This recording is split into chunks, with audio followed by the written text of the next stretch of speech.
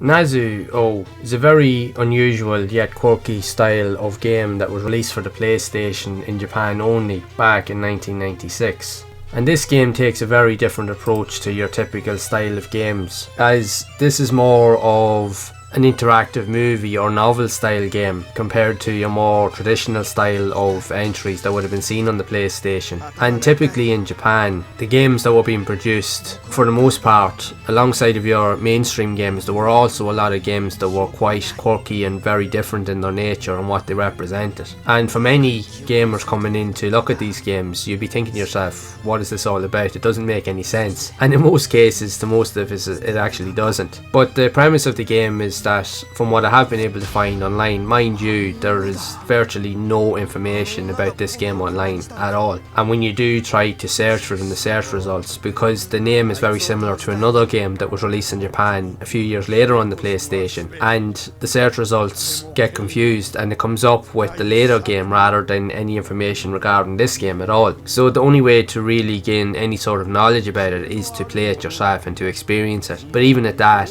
the concept of the game is quite wacky and completely just out there, that to many people it really does not make sense. To those that have played this game or know anything about it, it would definitely benefit from an English translation. Let's just put it that way, because it's the only way that you would really understand or have any grasp of the elements and the story within the game. But the gameplay primarily focuses on pretty much watching intro sequences or movie sequences, and then at different points, in order to progress, you're met with a variety of different timed challenges or interactive challenges where you have to answer a specific amount of questions and you have to get them right in a specific order in order to progress the story and to unlock or to play the next sequence of the movie. But if you get them wrong, it will let you know, and then in turn you will have to complete the questions over again. But the one thing to take away from it, regardless of the language barrier, once you become familiar with the answers, which it will take a bit of time and take a lot of trial and error in which to do so, you'll get familiar with how to answer them, so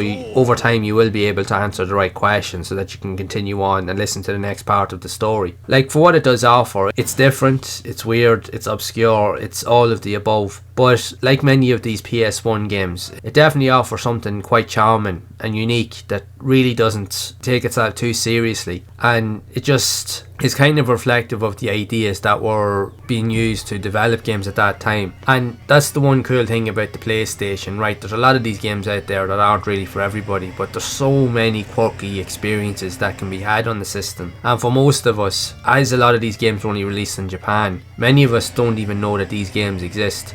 Now, when you think of it from an outside perspective, yes, these games were made in Japan and they only stayed in Japan. If they had been sold in other regions, there's a very good chance that they probably would not have sold well, because the ideas behind them wouldn't have appealed to the Western audience as such. It's really only now in later years that people are starting to become more open-minded to the prospects and the opportunities that are out there with games that were being released on the PlayStation back at that time. And now through emulation, and if you can manage to find copies of the game online through eBay and so forth, and if you can get them cheap enough, it is a good opportunity to gain access to them and just to experience them, just to see what they're like, and so that you can get an idea of the concepts behind the games. You never know, there might be something here that you might enjoy. Now, I will be honest, from my own standpoint, it is hard to know really what to do with this game, and I will agree that this game wouldn't appeal to many gamers out there, as it's just too out there and too weird and too obscure for the majority of players that would be out there.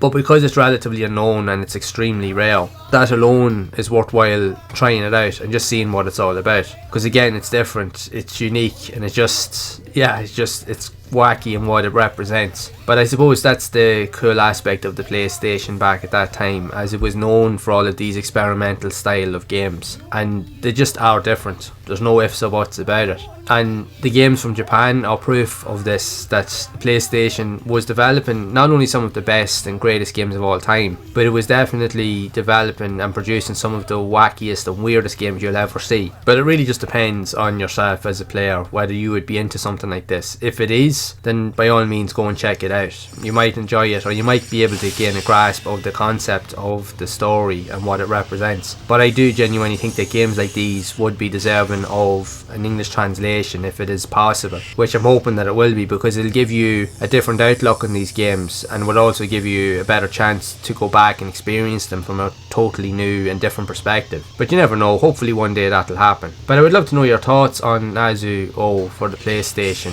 If you have any experience in this game whatsoever, or if you have, what did you think of it? Or do you even understand the concept of this game? Or even did you know that this game even exists, or maybe not? Be sure to share it down in the comments below. And if you have enjoyed this video, make sure to leave a like, subscribe to the channel and hit the bell to be updated of future videos. And if you would like to see more content around other kinds of obscure and even wacky games that we're also seeing on the PlayStation, you can check out this playlist here on screen to see more of those games in action. And as always, keep those gaming memories alive.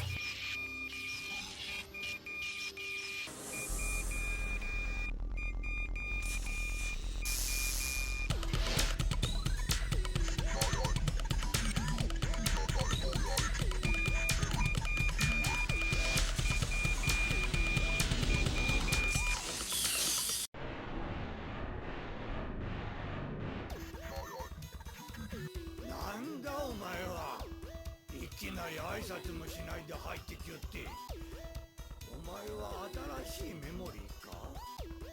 違うみたいだな。だとすれば、謎王に会うためにクイズ問答をしようという輩だな。言っておくが、私は電子計算機だ。コンピューターとも言うな。正確に言うと、知恵の情報が作り出した人格だ。だから生半可な知恵では私の相手にはならないぞ。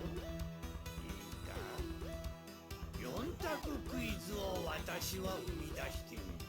それで勝負といくか。